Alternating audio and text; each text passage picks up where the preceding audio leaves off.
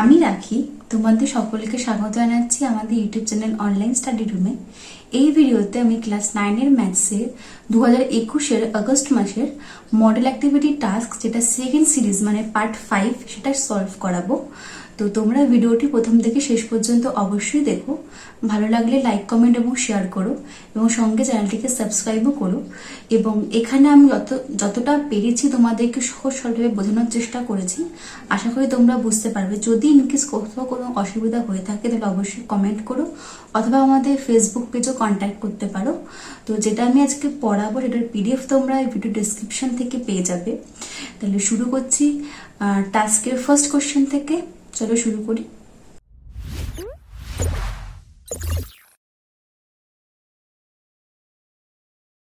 August মাসের class 9-এর model activity task ম্যাথসের পার্ট 5-এর ফার্স্ট কোশ্চেনটা দেখো কি দিয়েছে, যে একজন সবজি বিক্রেতা 20 টাকায় 10টি লেবু কিনে 20 টাকায় 8টি লেবু বিক্রি করেন, তাহলে তার শতকরা লাভ কত? আচ্ছা, এখানে এমসিকিউ টাইপের 1 নম্বরে মনে হয় 4টে কোশ্চেন রয়েছে। তো এগুলো হচ্ছে ওই এমসিকিউ সব টিক মার্ক, বাট আমি তোমাকে এখানে আগে পুরোটা ইলাস্ট্রেট করে দিই, পুরোটা আমি তোমাদের দেখিয়ে দিই কি করে আসছে, তাহলে বুঝতে সুবিধা হবে। আচ্ছা, তো কি বলেছে যে সবজি বিক্রেতা 20 টাকায় 10টা লেবু কিনেছে এবং সেই 20 টাকায় 8টা লেবু বিক্রি করেছে, তাহলে তার কতটা লাভ হয়েছে শতকরা। আচ্ছা, শতকরা মানে 100 টাকাতে কতটা লাভ হয়েছে। আচ্ছা, তাহলে আগে বের করি তার এমনি লাভ কতটা হয়েছে। তার মানে ও 10টা লেবু কিনেছে হচ্ছে 20 টাকায়। তার মানে 10টা লেবু যদি 20 টাকায় কিনে, তাহলে প্রত্যেকটা লেবুর ক্রয় মূল্য কত আর প্রত্যেকটা লেবুর বিক্রয় মূল্য কত, এই দুটো আগে আমাকে বের করতে হবে। কারণ লাভ কখন হয়? লাভ হয় যখন যখন ক্রয় মূল্য কম হয় আর বিক্রয় মূল্য বেশি হয়, মানে আমি কম দামে কোনো জিনিস কিনে তাকে বেশি দামে বাজারে বিক্রি করতে পারছি। এতে এতে কি হচ্ছে, আমার কাস্টমারের কাছ থেকে কিছু টাকা বেশি আমার পকেটে ঢুকছে, তো আমাকে তো লাভ হচ্ছে। তাহলে এখানে আগে আমাকে দেখতে হবে যে ক্রয় মূল্য কম হচ্ছে কিনা আর বিক্রয় মূল্য বেশি হচ্ছে কিনা। তাহলে 10টা লেবু কিনেছে 20 টাকায়, তাহলে একটা লেবু কিনেছে কত টাকায়? 20 টাকায়। তাহলে একটি লেবু কিনবে বা কিনেছে কত টাকায়? 20/10, মানে হচ্ছে 2 টাকায়। কাটাকুটি করলে হয় কত? 2 টাকা। তাহলে একটা লেবুর ক্রয় মূল্য কত? 2 টাকা। তাহলে প্রত্যেকটা লেবুর ক্রয় মূল্য পেয়ে গেলাম কত? 2 টাকা। আচ্ছা, এবার বের করি প্রত্যেকটা লেবুর বিক্রয় মূল্য কত। এবার হচ্ছে দেখো কি দেওয়া আছে, 8টা লেবু বিক্রি করেছে 20 টাকায়। তাহলে 8টি লেবু বিক্রি করেছে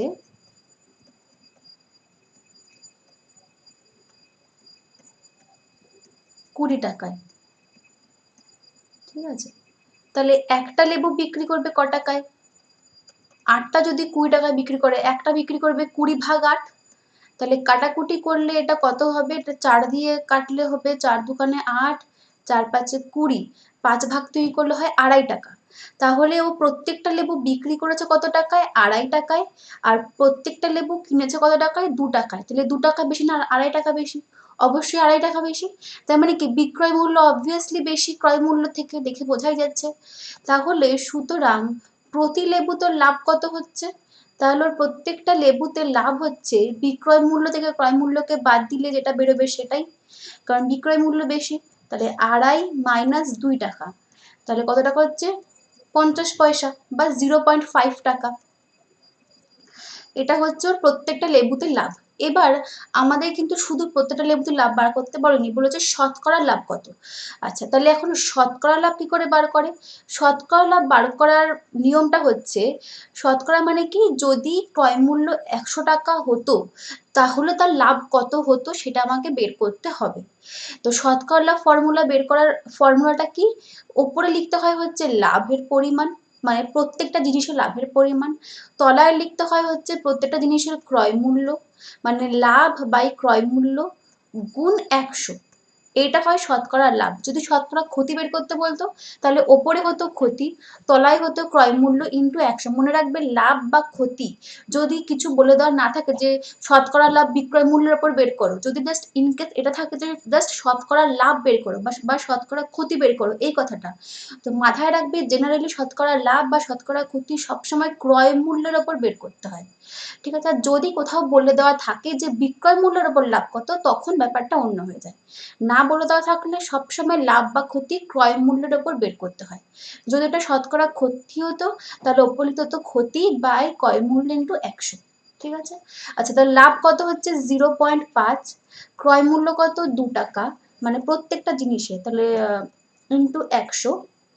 তাহলে এটা কাটাকুটি করলে কত হয়? কাটাকুটি করলে হয় হচ্ছে 50। তাহলে 0.5 ইন্টু 50 মানে কত হচ্ছে 25। তাহলে শতকরা লাভ কত? 25 টাকা। মানে 25% লাভ হয়েছে, অর্থাৎ 100 টাকা ক্রয় মূল্য করলে তার উপর 25 টাকা লাভ। তাহলে এখানে অপশন কি আছে? অপশন হচ্ছে এ। এ হচ্ছে অ্যান্সার। দা শতকরা লাভ কত? 25, মানে 25 টাকা। ঠিক আছে? তো এটা বুঝতে পারলে এটা হচ্ছে অপশন এ। আচ্ছা, এর পরের কোশ্চেনটা দেখো কি দিয়েছে।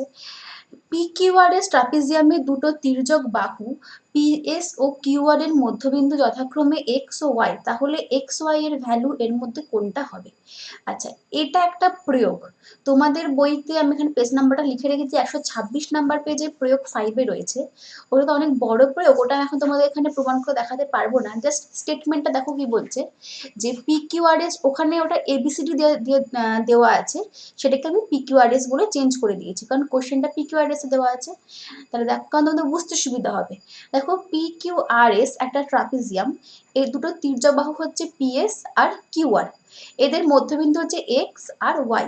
তাহলে এখন ওটা প্রমাণ করে দেওয়া আছে ওখানে প্রয়োগটাতে, যে XY সমান্তরাল হবে কার? PQ এর, এবং XY এর ভ্যালু সমান সমান হবে কার? হাফ অফ XY এর ভ্যালু সমান হবে half of PQ plus RS।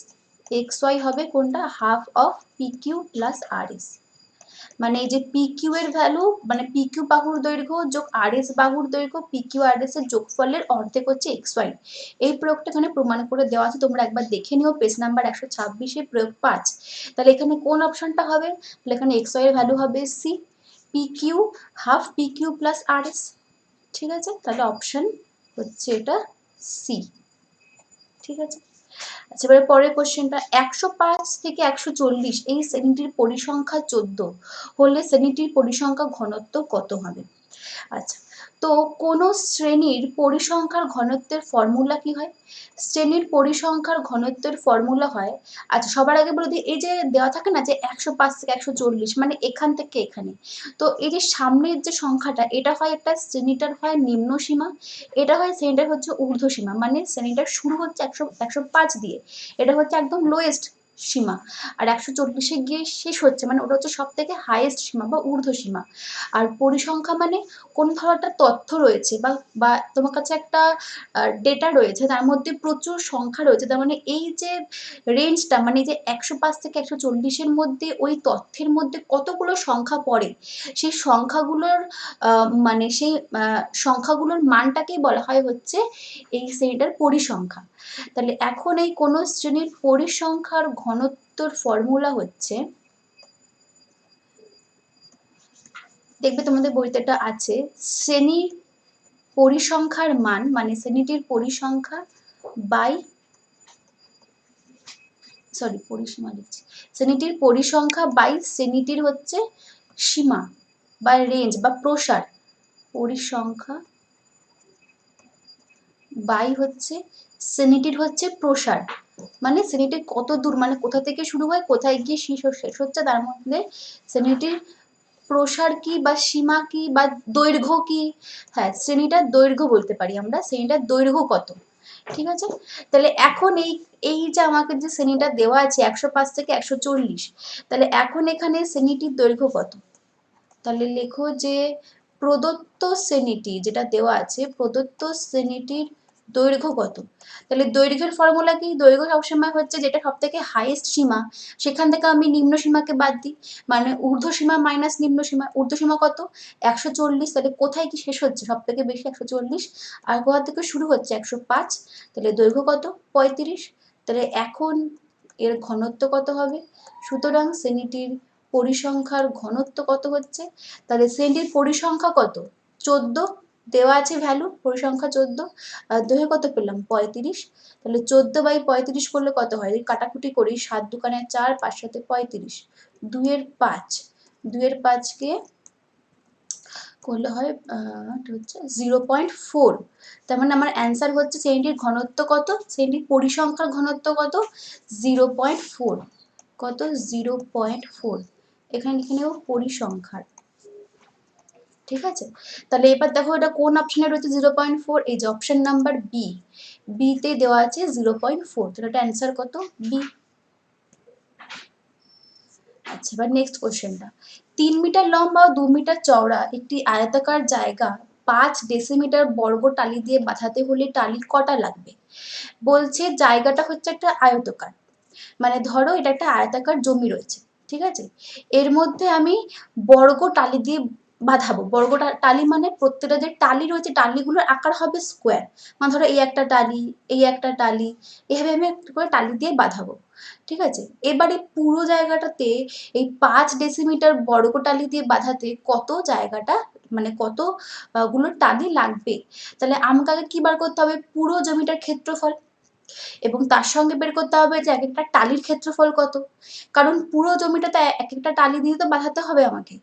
তার মানে যতগুলো ক্ষেত্র, মানে যতটা জায়গা জুড়ে আমাকে বাঁধাতে হবে, তো ওই এক একটা টালিকে আমি যদি পুরো ক্ষেত্রফলটাকে দিয়ে যদি ওই প্রত্যেকটা টালিকে ভাগ করি তাহলে আমার বেরিয়ে যাবে কতগুলো টালি লাগবে। এবার এখানে ব্যাপারটা হচ্ছে এটা একক হচ্ছে মিটার, এটা একক হচ্ছে ডেসিমিটার। তার মানে কখনো আমরা কোনো অঙ্ক দুটো দুরকম একক দিয়ে করতে পারি না। নয় আমাকে দুটোকে এক এককে নিয়ে আসতে হবে, নয় মিটারকে ডেসিমিটারে নিয়ে যাই, না হলে ডেসিমিটারকে মিটারে নিয়ে আসি। মিটার থেকে ডেসিমিটারে নিয়ে যাওয়াটা বেশি সোজা আমার মনে হয়। তার মানে তাহলে আগেখানে আগে বের করি যে আয়তাকার জায়গাটার ক্ষেত্রফল কত। আয়তাকার জায়গাটির ক্ষেত্রফল, আয়তক্ষেত্রের ফর্মুলা কি ক্ষেত্রফলের? দৈর্ঘ্য গুণ প্রস্থ। তাহলে এটাও তো হবে দৈর্ঘ্য গুণ প্রস্থ। তাহলে দৈর্ঘ্য কত? 3 মিটার লম্বা, দৈর্ঘ্য হচ্ছে 3, প্রস্থ হচ্ছে 2 মিটার চওড়া 2, একক কি হবে? বর্গ মিটার। তাহলে এটা কত হচ্ছে? 3 দুগুণে 6, 6 বর্গ মিটার। এবার হচ্ছে ব্যাপারটা হচ্ছে আমাকে বর্গ মিটার থেকে, আচ্ছা এটাই আমি পরে করছি। তাহলে আপাতত জায়গাটার ক্ষেত্রফল হচ্ছে 6 বর্গ মিটার, ঠিক আছে, বোঝা গেল। এবার দেখি টালির ক্ষেত্রফল কত। এবার প্রত্যেকটা টালি হচ্ছে বর্গাকার দেখতে, মানে এক একটা বর্গাকার। এবার প্রত্যেকটা টালির বাহুর দৈর্ঘ্য কত? 5 ডেসিমিটার করে। তাহলে প্রত্যেকটা টালির যদি বাহুর দৈর্ঘ্য 5 ডেসিমিটার করে হয়, তাহলে প্রত্যেকটি টালির ক্ষেত্রফল কি হবে? যেহেতু এটি বর্গাকার টালি তার মানে এটা বর্গক্ষেত্র ফর্মুলা ইউজ হবে। তাহলে একটা বর্গক্ষেত্রের ক্ষেত্রফলের ফর্মুলা কি? বাহুর দৈর্ঘ্য হোল স্কয়ার, মানে হচ্ছে 5 এর স্কয়ার। তাহলে হচ্ছে 25 বর্গ ডেসিমিটার, ঠিক আছে। এবার আমার বেরোলো এখানে 6 বর্গ মিটার, এখানে 25 বর্গ ডেসিমিটার। এবার আমি এই বর্গমিটারটাকে ডেসিমিটারে নিয়ে যাই। আচ্ছা, বর্গমিটার মানে কি? মিটার ইন্টু মিটার, তাই তো? মানে মিটার গুণ মিটার। তাহলে 1 মিটার মানে 10 ডেসিমিটার, আরো 1 মিটার মানে আরো 10 ডেসিমিটার। তাহলে এটা হয়ে গেল বর্গ ডেসিমিটার। এখানে দুবার 10 কেন গুণ করলাম? কারণ এখানে বর্গ মিটার আছে, মানে মিটার গুণ মিটার, দুবার মিটার গুণ আছে, তাই দুটো মিটারের জন্য দুটো 10 গুণ হবে। তাহলে এটা কত হবে? 600 বর্গ ডেসিমিটার। তাহলে এখন আয়তকার ক্ষেত্রটি জমিটির ক্ষেত্রফল কত? 600। এই পুরো 600টাকে এই এক একটা 25 বর্গ ডেসিমিটার করে টালি দিয়ে বাঁধাতে কটা টালি লাগবে? তার মানে 25 বর্গ ডেসিমিটার জায়গা দখল করে একটা টালি। তাহলে এই পুরো 600 বর্গ ডেসিমিটার জায়গা দখল করবে কটা টালি? তাহলে লেখো যে 25 বর্গ ডেসিমিটার জায়গা নেয় একটা টালি।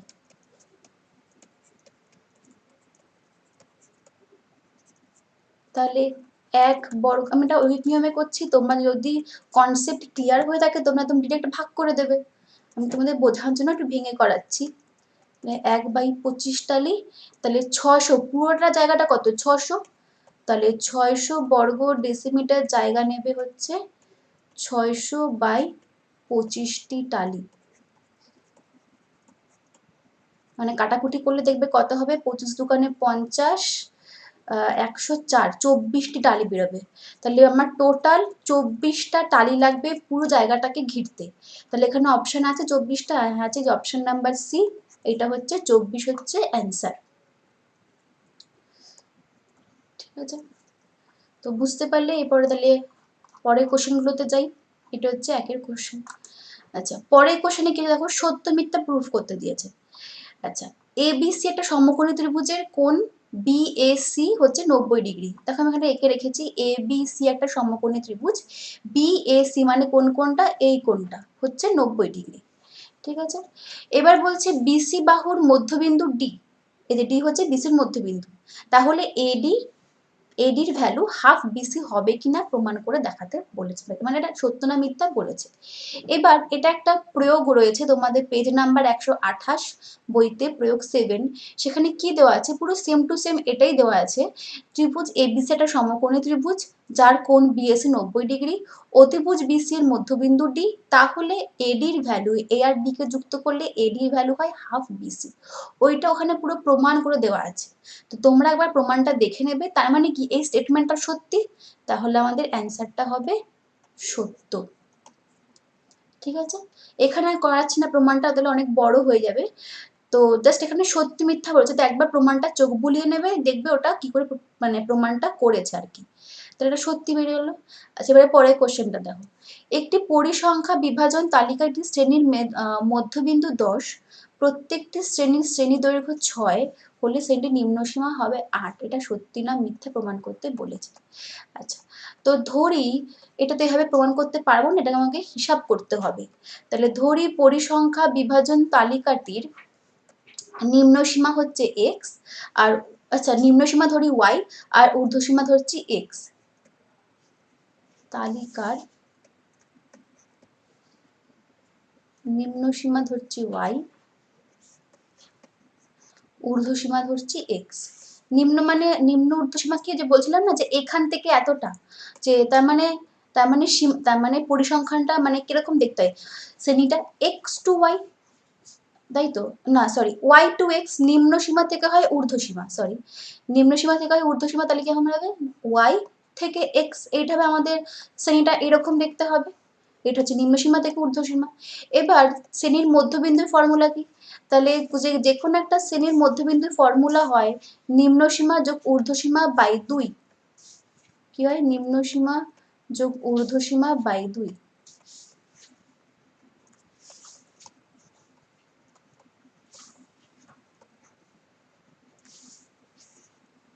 তাহলে এখানে কত হবে, এখানে হবে এক্স প্লাস ওয়াই বাই 2 বা ওয়াই প্লাস এক্স বাই 2, যা খুশি লিখতে পারো। তাহলে এটা হচ্ছে মধ্যবিন্দু হচ্ছে এটা এক্স প্লাস ওয়াই বাই 2, এবার আমাকে দেওয়া আছে মধ্যবিন্দু 10, তার মানে এক্স প্লাস ওয়াই বাই 2 মানে হচ্ছে 10। তাহলে সুতরাং প্রশ্ন মতে আমাকে কি কি দেওয়া আছে, মধ্যবিন্দু 10, তার মানে মধ্যবিন্দু 10 মানে যা এক্স প্লাস ওয়াই বাই 2 মানে তো তাই, তাই তো ধরে বেরিয়েছে, মানে হচ্ছে 10। আরেকটা কি দেওয়া আছে, আরেকটা দেওয়া আছে যে শ্রেণী দৈর্ঘ্য হচ্ছে 6।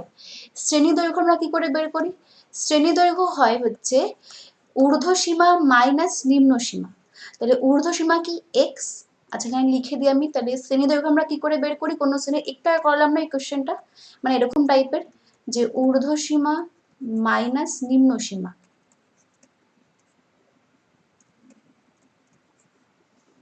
তাহলে ঊর্ধ্বসীমা হচ্ছে এক্স, নিম্ন সীমা হচ্ছে ওয়াই, তার মানে এক্স মাইনাস ওয়াই। তাহলে প্রশ্ন মতে শ্রেণীটার দৈর্ঘ্য দেওয়া আছে কত 6, তাহলে সুতরাং প্রশ্ন মতে শ্রেণীটার দৈর্ঘ্য কত দেওয়া আছে 6, তার মানে এক্স মাইনাস ওয়াই দেওয়া আছে কত 6, আর আমি এখান থেকে পেলাম এক্স প্লাস ওয়াই বাই 2 হচ্ছে 10, তার মানে এইটাকে আমি সলভ করে যদি এটাকে কোনাকুনি গুণ করি, তাহলে এখান থেকে কত আসছে এক্স প্লাস ওয়াই মানে হচ্ছে 20।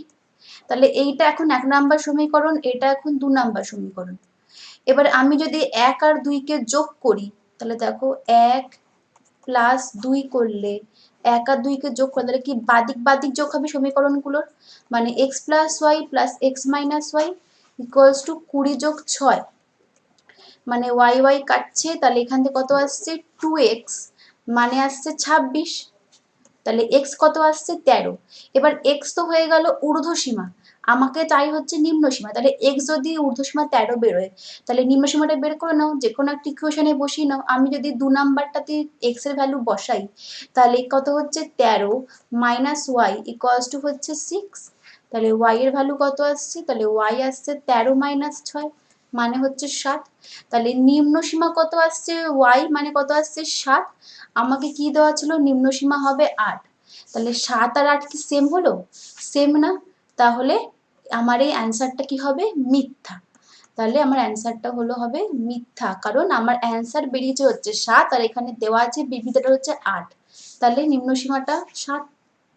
তাহলে পরের কোশ্চেনটা দেখো কি দেওয়া আছে, তাহলে এটা হলো মিথ্যা।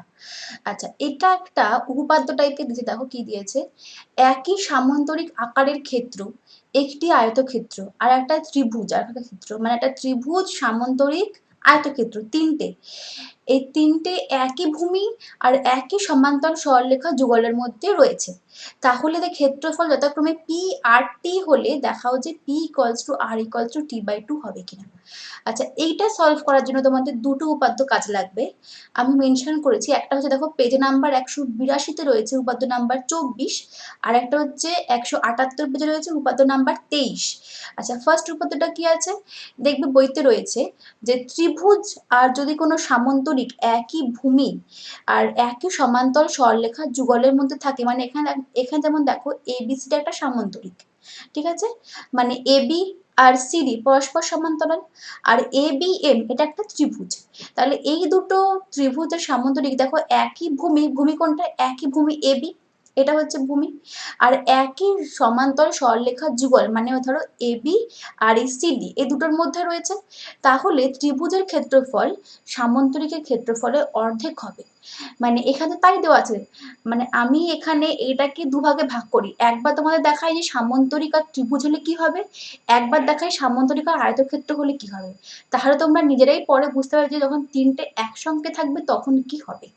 আচ্ছা, তাহলে যখন ত্রিভুজ আর সামান্তরিক একসঙ্গে থাকবে তার মানে ত্রিভুজের ক্ষেত্রফল সামান্তরিকের ক্ষেত্রফলের অর্ধেক হবে, তাহলে ত্রিভুজ এখানে ক্ষেত্রফল কোনটা টি আর সামান্তরিকের কোনটা পি, তার মানে কোনটা অর্ধেক হবে, ত্রিভুজের ক্ষেত্রফল টি = সুতরাং টি = হবে সামান্তরিকের মানে পি এর অর্ধেক p/2, তাহলে এখান থেকে পি এর ভ্যালু কত বেরোচ্ছে 2t, তাহলে আমি বলতে পারি p = হচ্ছে 2t, এটা মাথায় রাখো, p হচ্ছে আমার এখান থেকে 2t বেরোচ্ছে, ঠিক আছে। এরপরে আমি নিই সামান্তরিক আর আয়তক্ষেত্র। আচ্ছা, এটা হচ্ছে উপাদ্য নাম্বার 23, পেজ 178 রয়েছে, এটাতে কি বলা আছে, যে সকল সামান্তরিক একই ভূমি ও একই সমান্তরাল সরলরেখা যুগলের মধ্যে আছে তাদের ক্ষেত্রফল সমান হবে। এবার হয়তো তোমাদের মনে হতে পারে যে আয়তক্ষেত্র কি সামান্তরিক, দেখো আয়তক্ষেত্র হচ্ছে এক মানে সামান্তরিকের একটা শ্রেণী বিভাগ, মানে আমি বলতে পারি আয়তক্ষেত্র কোথাও কোনো সংজ্ঞা পড়লে দেখবে যে সকল সামান্তরিকের প্রত্যেকটা কোণ সমকোণ হয় তাকে আয়তক্ষেত্র বলে, মানে সামান্তরিক থেকে আয়তক্ষেত্র এসছে, সামান্তরিকের জাস্ট কোণগুলো সমকোণ হয় না বলে কোণগুলো বেঁকা বেঁকা হয়, আর আয়তক্ষেত্র হচ্ছে কোণগুলো সমকোণ লম্বা লম্বা মানে লম্ব বাহু হয়, ঠিক আছে, তাছাড়া বাকি প্রত্যেকটা ধর্ম সমান, বিপরীত বাহু সমান, সমান্তরাল এগুলো সব সেম, মানে সামান্তরিকের একটা শ্রেণী বিভাগ থেকে হয়ে এসেছে হচ্ছে আয়তক্ষেত্র, তাহলে আমি বলতে পারি আয়তক্ষেত্র এক ধরনের সামান্তরিক, তাহলে আয়তক্ষেত্র আর সামান্তরিক মানে যে সকল সামান্তরিক একই ভূমি আর একই সমান্তরাল সরলরেখার মধ্যে রয়েছে তাদের ক্ষেত্রফল সমান, এখানে যেমন দেখো ঠিক সেম আগেরটার মতনই ABCD সামান্তরিক নিয়েছি আর AFCE এই আয়তক্ষেত্রটা নিয়েছি, তার মানে কি এদের ক্ষেত্রফল একে অপরের সঙ্গে সমান হবে, তাহলে আয়তক্ষেত্রের ক্ষেত্রফল কি ছিল, কোশ্চেনে কি দেওয়া ছিল কিউ, আর সামান্তরিকটা কত ছিল হচ্ছে না কিউ না সরি আর দেওয়া ছিল আয়তক্ষেত্রটা, আর সামান্তরিক ছিল হচ্ছে পি, তার মানে আমি এখান থেকে বলতে পারি কোশ্চেনটা অনুযায়ী পি = আর এই উপাদ্যটা অনুযায়ী, তাহলে এখন যদি দুটো লেখাকে একসঙ্গে কম্বাইন করি, এই যে ত্রিভুজ নেওয়া সামান্তরিক আর আয়তক্ষেত্র নেওয়া সামান্তরিক, দেখো ওটাকে এরকম দেখতে আসবে, এই যে ত্রিভুজ AMB তোমরা চাইলে দুটাকে মিলিয়েও দেখতে পারো, আমি নামগুলো পুরো সেম রেখেছি, এ এম বি হচ্ছে ত্রিভুজটা, এ বি সি ডি হচ্ছে আয়তক্ষেত্রটা, আর এ এফ সিই হচ্ছে এ বি সি ডি হচ্ছে সামান্তরিকটা, আর এ এফ সিইটা হচ্ছে আয়তক্ষেত্রটা। তাহলে এখন যদি আমি এই দুটোকে একসঙ্গে কম্বাইন করি, এক আর এটাকে 2 নাম্বার নাম দিই, তাহলে আমি এখান থেকে কি পাবো? সুতরাং পাবো যে যখন এই তিনটে আয়তক্ষেত্র, ত্রিভুজ আর সামান্তরিক তিনটেই যখন একই ভূমি আর একই সমান্তরাল রেখার মধ্যে থাকবে, তখন কি হবে? P equals to R equals to 2t। P equals to R এখান থেকে পেলাম, পি আবার 2tর সঙ্গে সমান, তার মানে কি তিনটে একে অপরের সঙ্গে সমান। তাহলে এইটা হচ্ছে আমরা পেলাম হচ্ছে এই উপাত্ত দুটোকে ইউজ করে। বাট আমাকে যে বিবৃতিটা দেওয়া আছে ওটা কি আছে? P equals to R equals to T by 2। তাহলে এটাই ওখানে ঠিক? ঠিক না। হিসাব মতো এটা কি হওয়া উচিত ছিল? P equals to R equals to 2t। তার মানে এটা হচ্ছে মিথ্যা বিবৃতি আমাকে দেওয়া আছে। তাহলে সত্যটা কি? এটা হচ্ছে সত্য, P equals to R equals to 2t হবে।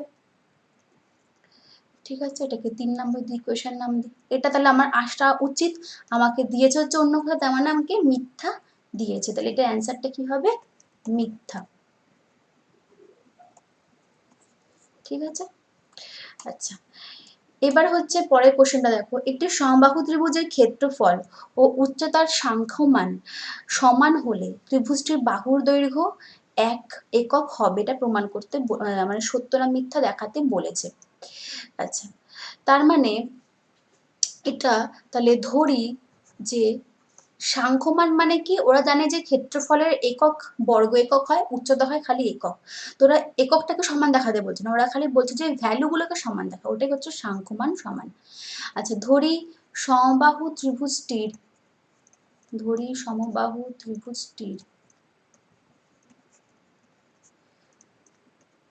বাহুর দৈর্ঘ্য x একক। ঠিক আছে, ধরে করলে সুবিধা হবে। তাহলে এখন উচ্চতা কত হওয়া উচিত? তাহলে সমবাহু ত্রিভুজটির উচ্চতার ফর্মুলা কি? √3/2 ইন্টু বাহুর দৈর্ঘ্য, মানে √3/2 ইন্টু x একক। আর ক্ষেত্রফল কত হওয়া উচিত? ক্ষেত্রফলের ফর্মুলা হচ্ছে √3/4 ইন্টু বাহুর দৈর্ঘ্যের হোল স্কোয়ার, তার মানে √3/4 ইন্টু এক্স স্কোয়ার একক, বর্গ একক হওয়া উচিত। এক্স স্কোয়ার, এটা হচ্ছে এক্স স্কোয়ার। এবার আমাকে বলেছে সাংখ্যমান সমান, তার মানে কি এই দুটোর ভ্যালু সমান। তাহলে প্রশ্ন মতে যদি দুটোর ভ্যালু সমান হয়, √3/2 into x equals to √3/4 into x square, তাহলে এখান থেকে কত আসবে? √3 কেটে যাবে, 4 আর 2 এখান থেকে কাটলে হবে 2। তাহলে এখান থেকে আসছে হচ্ছে বা এখান থেকে তাহলে কত আসছে? 2x। যদি আমি কোনাকুনি গুণ করে দিই তাহলে 2x হচ্ছে এক্স স্কোয়ার। অথবা আমি যদি এখানে এই 2x-টাকে এই দিকে নিয়ে যাই তাহলে কত হবে? X square minus 2x equals to 0। তুমি এখান থেকে x কমন নিই, তাহলে কত হচ্ছে? x মাইনাস 2 ইকুয়ালস টু হচ্ছে 0। ঠিক আছে, তার মানে এটাও সে একটা ওই দ্বিঘাত সমীকরণ টাইপের দেখতে হয়ে গেছে, মানে হয় এটা 0 না হলে এটা 0। তাহলে হয় x ইকুয়ালস টু 0, না হলে x মাইনাস 2 হচ্ছে 0। এবার নিজেরাই ভাবো, কখনো কোনো ত্রিভুজের কি বাহুর দৈর্ঘ্য মানে x 0 হতে পারে? কখনো হতে পারে না। তাহলে তো ত্রিভুজটাই থাকবে না যদি 0 হয়ে যায়, তার মানে এটা কখনো হবে না। তাহলে x ইকুয়ালস টু 0 হবে না, কারণ ত্রিভুজের বাহুর দৈর্ঘ্য 0 হয় না। ত্রিভুজ কেন, যে কোনো চতুর্ভুজ বলো পঞ্চভুজ বলো কারোরই কখনো বাহুর দৈর্ঘ্য ঋণাত্মকও হয় না এবং 0 হয় না, সবসময় পজিটিভ সংখ্যা হয়, 0 হয় না। তাহলে কোনটা তাহলে আমাদের এখানে কোনটা স্যাটিসফাই করবে? এইটা x মাইনাস 2 0। তাহলে x এর ভ্যালু কত আসবে? 2 একক। তার মানে প্রত্যেকটা বাহুর দৈর্ঘ্য আমার কত বেরোচ্ছে? 2 একক করে। আর আমাকে কোশ্চেনটা দেওয়া আছে কি 1 একক আছে কিনা, তাহলে এই কোশ্চেনটা কি ঠিক দেওয়া আছে? ভুল দেওয়া আছে। তাহলে অ্যান্সারটা কি হবে? একটি সমবাহু ত্রিভুজের ক্ষেত্রফল ও উচ্চতার সাংখ্যমান সমান হলে বাহুর দৈর্ঘ্য 2 একক হবে, 1 হবে না। তাহলে এটা হচ্ছে মিথ্যা দেওয়া আছে। ঠিক আছে, এবারে পরের কোশ্চেনটা করি। একটি ঘড়ি, আচ্ছা এটা হচ্ছে 3-এর কোশ্চেন এবার শুরু হলো, এটা হচ্ছে একটু সংক্ষিপ্ত উত্তরধর্মী কোশ্চেন। আচ্ছা বেশ, একটি ঘড়ি পরপর 10% ও 5% ছাড়ে বিক্রয় করা হলে সমতুল্য ছাড় কত হবে? তাহলে ধরি ঘড়িটা আমি কিনেছিলাম হচ্ছে 100 টাকায়, তার উপর ফার্স্ট আমি 10 টাকা ছাড় 10% ছাড় দিলাম, তার ওপর মানে যেটা থাকবে তার ওপর আরো 5% ছাড় দিলাম, তখন কত ছাড় হবে? তাহলে ধরি ঘড়িটির ক্রয় মূল্য হচ্ছে 100 টাকা।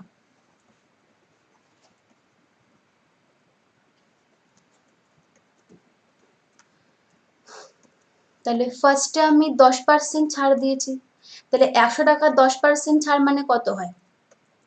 100 টাকার 10% মানে ঘড়িটার ওপর ফার্স্টে ক্রয় মূল্যের ওপর 10% মানে 100 ইন্টু 10% মানে কি 10-এর 100, 100 কেটে গেল কত হচ্ছে 10 টাকা। তার মানে আমি 100 টাকার ওপর 10 টাকা ছাড় দিয়েছি। তাহলে এখন নতুন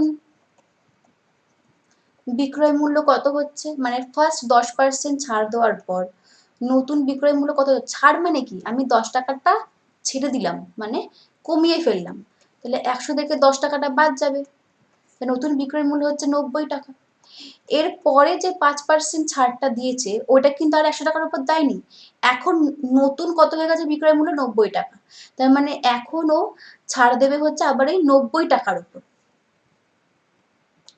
সুতরাং এখন 90 টাকার 5% ছাড় কত? 90 টাকার 5% মানে কি 90 ইন্টু 5-এর 100, এটা কাটছে, এটা 2 দিয়ে যাবে, তার মানে 4.5, 9 ভাগ 2 হয় 4.5 টাকা। তার মানে এখন 90 টাকার ওপর ছাড় দিচ্ছে কত? 4.5 টাকা। তাহলে এর আগে ছাড় দিয়েছে হচ্ছে 10 টাকা, তার পরে ছাড় দিয়েছে হচ্ছে 4.5 টাকা। তাহলে মোট টোটাল ছাড় কত দিয়েছে? প্রথম ছাড় দিয়েছে হচ্ছে 10 টাকা, তার পরের ছাড় হচ্ছে 4.5 টাকা। তাহলে মোট টোটাল ছাড় কত? সেটাই হচ্ছে আমার সমতুল্য ছাড়, মানে 14.5 টাকা। অ্যাকচুয়ালি সমতুল্য ছাড়টা বার করা হয় হচ্ছে 100 টাকার উপর টোটাল ছাড় কত। এখানে যেহেতু আমি ঘড়িটার ক্রয় মূল্য 100 টাকা করেই শুরু করেছিলাম, তো সেটা আর আলাদা করে দিলে আমাকে আর মানে 100 টাকার আলাদা করে কি করে বার করবো, আমি তো 100 টাকার ওপরই পুরো অঙ্কটা করলাম না, তাহলে এটাই আমার সমতুল্য ছাড় হবে। তাহলে সুতরাং তাহলে সমতুল্য ছাড় কত, মানে অন্যান্য টাইপের অঙ্ক কি হয়, সাপোজ ক্রয় মূল্য 600 টাকা 500 টাকা এরকম দেওয়া থাকে, তার ওপর সমতুল্য ছাড় বের করতে পারে মানে বলে, তো তখন আমাকে কি করতে হয়, ওই ক্রয় মূল্য 500 হলে ছাড় এত, তাহলে ক্রয় মূল্য 100 হলে ছাড় কত হবে, আমাকে এভাবে বের করতে হতো। বাট এখানে আমি অঙ্কটা করছি একদম পুরো 100 টাকা দিয়েই, তাহলে আমার অটোমেটিক বেরিয়েই গেছে। তাহলে সমতুল্য ছাড় হচ্ছে 14.5%। ঠিক আছে, এবারে পরের কোশ্চেনটা দেখো, একটি বৃত্তের ব্যাসের দৈর্ঘ্য বর্গক্ষেত্রের বাহুর দৈর্ঘ্য সমান হলে তাদের পরিসীমার অনুপাত কত? বেশ, তাহলে ধরি বৃত্তটির ব্যাসার্ধ r একক,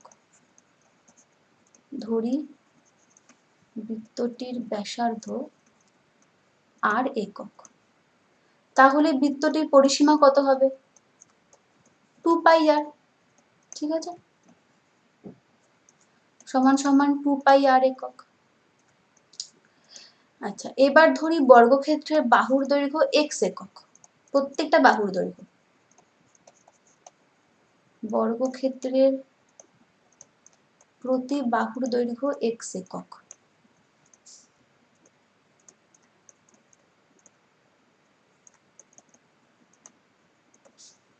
তাহলে বর্গক্ষেত্রের পরিসীমার ফর্মুলা 4 গুণ বাহুর দৈর্ঘ্য, তার মানে 4 ইন্টু এক্স, তার মানে হচ্ছে 4x একক। তাহলে এখন প্রশ্ন মতে এই বর্গক্ষেত্রের বাহুর দৈর্ঘ্য মানে x, আর বৃত্তের ব্যাসের দৈর্ঘ্য, ব্যাসার্ধ যদি r হয়, ব্যাস কত হবে? 2 গুণ ব্যাসার্ধ মানে 2r, 2r আর x একে অপরের সঙ্গে সমান। আচ্ছা, যদি এখানে পাশে তাহলে বের করে দিই, সুতরাং ব্যাস কত হচ্ছে? ব্যাস হচ্ছে 2r। তাহলে প্রশ্ন মতে x আর 2r সমান, এটা আমাদের কাজে লাগবে, তাই এটাকে উপরে বের করে রাখি। প্রশ্ন মতে x মানেও যা 2r মানে তাই।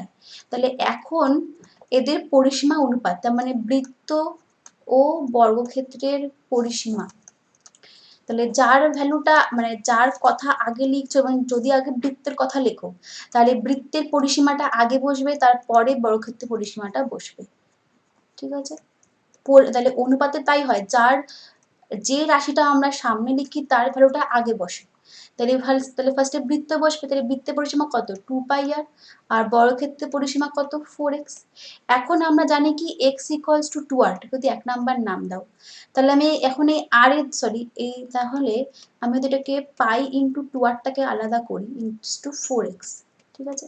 তাহলে এখন আমি 2r এর জায়গায় x লিখতে পারি, কারণ x = 2r, এটা আমাকে কোশ্চেনটাতে দেওয়াই আছে। তাহলে pi into x is to 4x। এবার দুদিক দিয়ে এক্স এক্স তো কমন কেটে গেল। আচ্ছা, পাই মানে কি 22/7 ইজ টু 4। আচ্ছা, এবার আমি যদি দুদিকে 2 দিয়ে কাটাকুটি করি তাহলে হয় 11/7 ইজ টু 2। আচ্ছা, অনুপাত ভগ্নাংশে রাখাটা ঠিক না, তো আমরা সেক্ষেত্রে কি করি, তলায় যদি এরকম কোনো ভগ্নাংশ থাকে তাহলে আমরা তলায় হরগুলো লসাগু করি। এখানে যেমন 2 এর তলায় কি আছে 1 আছে, তাহলে 1 আর 7 লসাগু কি 7। এবার ওই 7টাকে মানে ওই লসাগুটাকে প্রত্যেকটা সংখ্যা দিয়ে গুণ করি, তাহলে আমার কত বেরোবে 7 7 কেটে যাবে, তাহলে আমার অ্যান্সার আসবে 11:14। তাহলে এইটা হচ্ছে আমাদের অ্যান্সার, বৃত্ত আর বর্গক্ষেত্রের পরিসীমার অনুপাত কত 11:14। ঠিক আছে, তাহলে বুঝতে পারলে। তাহলে এবারে পরের কোশ্চেনটা করি। আচ্ছা, 3 নাম্বার কোশ্চেন একটা আয়তলেখ টাইপের একটা অঙ্ক দিয়েছে, মানে পরিসংখ্যার ওপর।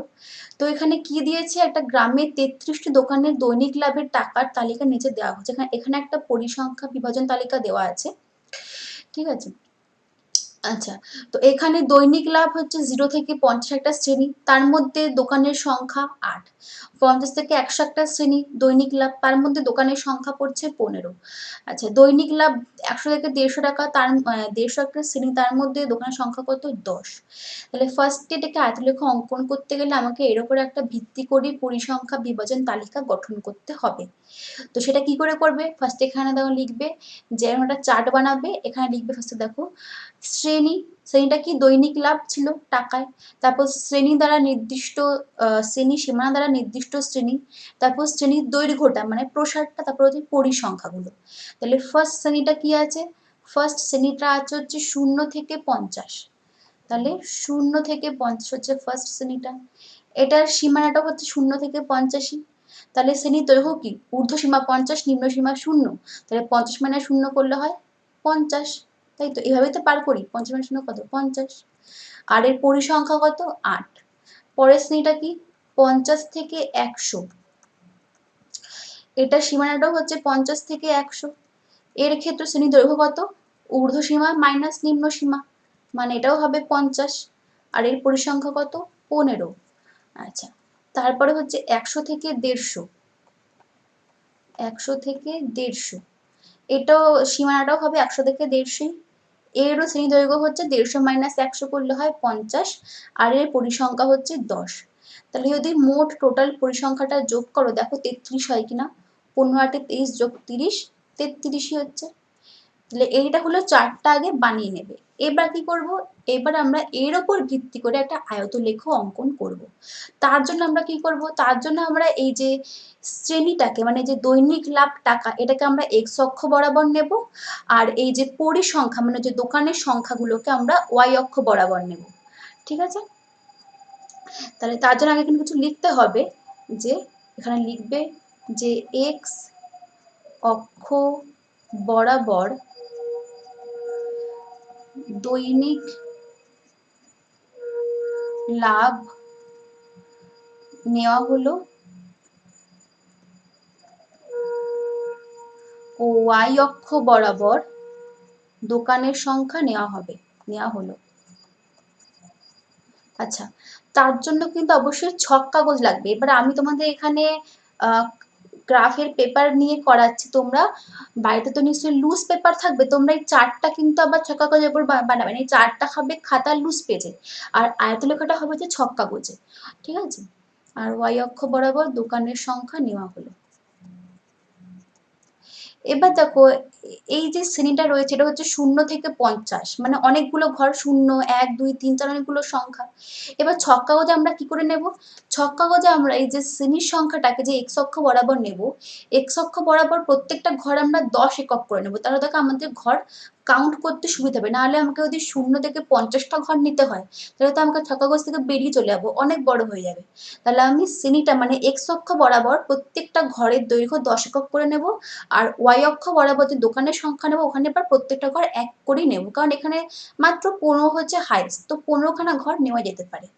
ঠিক আছে, ওটাও এখানে লিখতে হবে যে ছক কাগজে এক্স অক্ষ বরাবর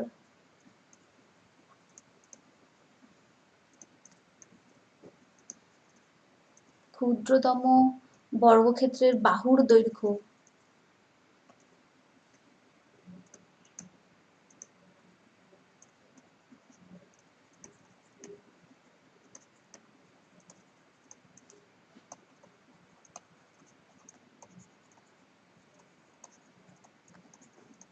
প্রতি বাহুর দৈর্ঘ্য 10 একক করে ও ওয়াই অক্ষ বরাবর সেম লেখা লিখবে, ওয়াই অক্ষ বরাবর। আচ্ছা, আমি এখানে একটু কমা কমা দিয়েছি, তোমরা বুঝে নিও। ক্ষুদ্রতম বর্গক্ষেত্রের প্রতি বাহুর দৈর্ঘ্য, প্রতি বাহুর দৈর্ঘ্য, তোমরা কিন্তু পুরো কথাটা একবারেই লিখবে, কমা কমা দেবে না। 1 একক করে নেওয়া হলো। এবার আমরা এখানে গ্রাফটা টানবো। তাহলে এক্স অক্ষতে কে থাকবে? দৈনিক লাভ। আর ওয়াই অক্ষতে কে থাকবে? হচ্ছে দোকানের সংখ্যা। যে ফার্স্টে ওয়াই অক্ষটা টানছি,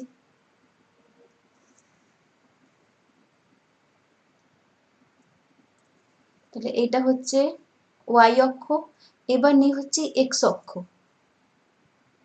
আমরা এই পয়েন্টটাকে 0 রাখবো, তো তাহলে এখান থেকে হবে, তাহলে এইটা হচ্ছে এক্স অক্ষ। আচ্ছা, তাহলে এখন কি ধরেছিলাম? এক্স অক্ষ বরাবর প্রত্যেকটা ঘর 10 একক করে, আর ওয়াই অক্ষ বরাবর প্রত্যেকটা ঘর 1 একক করে। তার মানে এটা হচ্ছে 0, তো 1, এটা হচ্ছে 0, তার মানে এটা 10, আরো 10, তার মানে কি একটা ঘর 10 হলে 5টা ঘর হবে 50, তাহলে 1 2 3 4 5, তাহলে এইখানে হচ্ছে 50। ঠিক আছে, আরো 5টা ঘর 1 2 3 4 5, এইখানে হচ্ছে 100। আরো 5টা ঘর 1 2 3 4 5, তাহলে এইখানে হচ্ছে 150।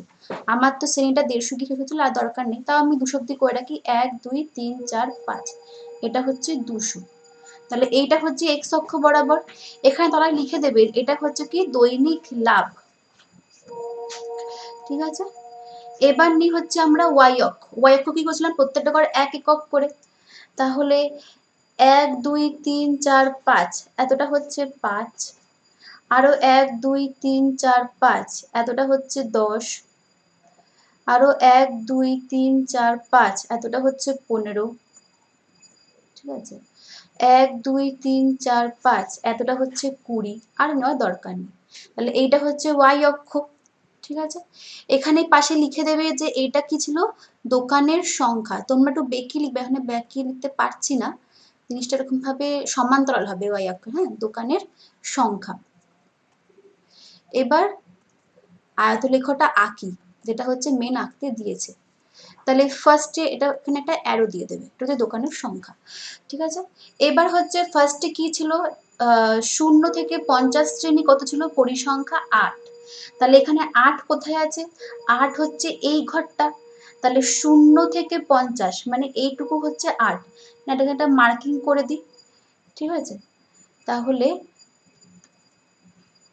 0 থেকে 50 শ্রেণী তোমরা এইরকম করে নেবে। দেখো, এটা হচ্ছে 8, এটা হচ্ছে 0 থেকে 50 শ্রেণী, এটা হচ্ছে 8 পরিসংখ্যা, এখানে 8 ছিল। ঠিক আছে, তারপরে কি হচ্ছে? তারপরে হচ্ছে 50 থেকে 100 শ্রেণী, এটা হচ্ছে 15 পরিসংখ্যা। বেশ, তো 50 থেকে 100, তাই 15 কোথায়? 15 এখানে মার্ক করাই আছে। তাহলে 50 থেকে 100 মানে হচ্ছে 50 থেকে, মানে 50 থেকে শুরু হবে, 100 গিয়ে শেষ হবে। 15 কোনটা? 15 হচ্ছে এইটা, যে হয়ে গেল, এটা হচ্ছে 50 থেকে 100। তারপরটা কি ছিল? 100 থেকে 150 হচ্ছে 10, তাই তো? তাহলে 100 থেকে 150,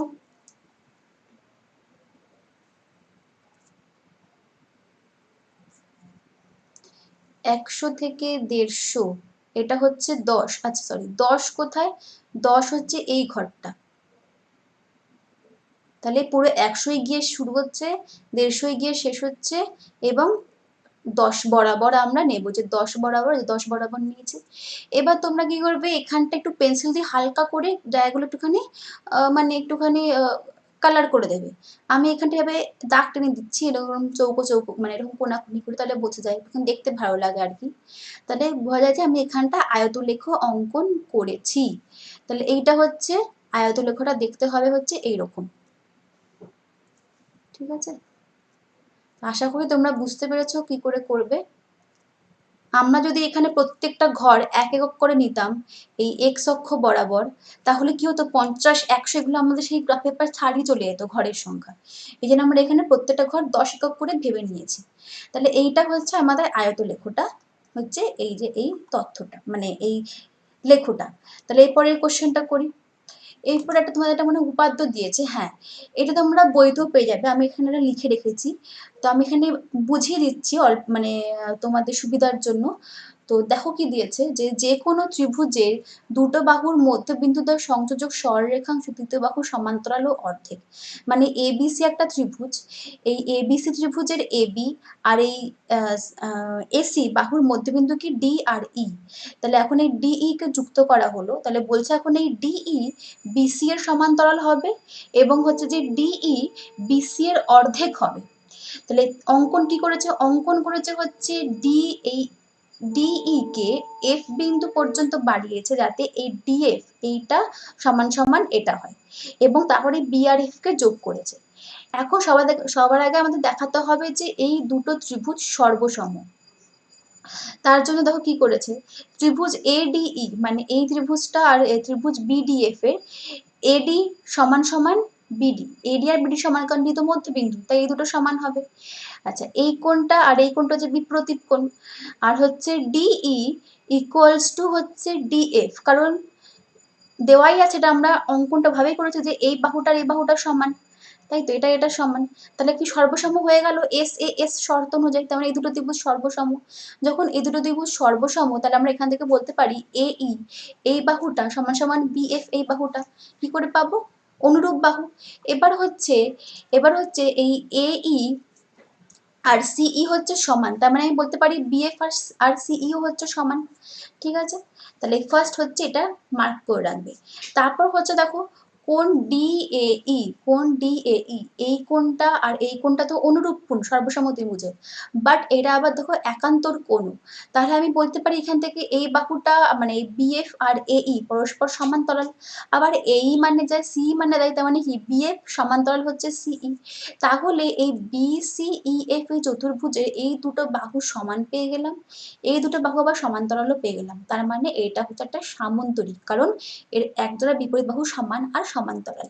তাহলে যদি এটা সামন্তরিক হয়, তাহলে আমি বলতে পারি যে এই যে বাহুটা ইএফ আর বিসিও সমান্তরাল। এবার ইএফ মানে যা ডিই মানে দেয়, তার মানে কি ডিএফ ডিই আর বিসি সমান্তরাল। তাহলে ফার্স্ট প্রমাণটা হয়ে গেল ডি সমান্তরাল বিসি। আরেকটা আমাকে প্রমাণ করতে হবে যে ডি বিসি অর্ধেক। এটা কি করে করবে, বিসি মানে কি, বিসি হচ্ছে ইএফ, তাই তো, কারণ সামান্তরিক তো উল্টো বাহুগুলো সমান হবে, তার মানে বিসি মানে যা ইএফ মানে তাই। ইএফ মানে আবার হচ্ছে ডিই যোগ ইএফ, দেখো ইএফ মানে আবার হচ্ছে ডিই যোগ ডিএফ। আবার ডিই মানে তো ডি এখানে বসাতে পারি, তো এখান থেকে পেয়ে গেলাম ডিই সমান সমান বিসি। তাহলে এইভাবে সমান্তরাল আর সমান দুটোই প্রমাণ করা গেল। তার জন্য আমাকে সবার আগে এই দুটো ত্রিভুজকে সর্বসম দেখাতে হয়েছে। এই দুটো ত্রিভুজকে সর্বসম দেখাতে পারলাম বলেই এর একটা সামান্তরিক পেলাম, তবেই কি আমার প্রমাণটা হলো। তাহলে আশা করি তোমরা বুঝতে পেরেছো। আগস্ট মাসের যে টাস্কটা দেওয়া আছে, টাস্ক 5টা মানে পার্ট 5 এর প্রত্যেকটা কোশ্চেন, কোনো অসুবিধা হলে অবশ্যই কমেন্ট করো, এবং আমি অন্য সাবজেক্টেরও বানিয়েছি, সেগুলো তোমরা গিয়ে দেখতে পারো। তাহলে তোমাদের সঙ্গে দেখা হবে পরের ভিডিওতে, ততক্ষণের জন্য বাই।